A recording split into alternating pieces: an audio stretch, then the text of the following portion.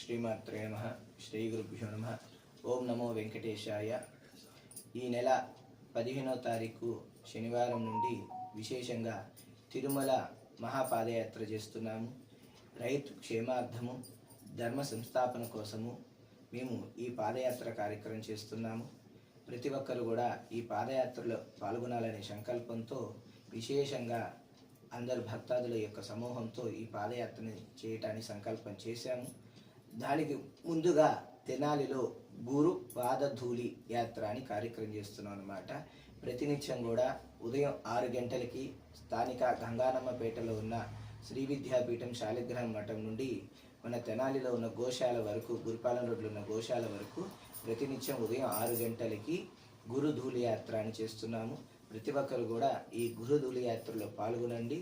సద్గురు యొక్క అనుగ్రహం, భగవతి యొక్క కటాక్షం పొందవలసిందిగా కోరుచున్నాము.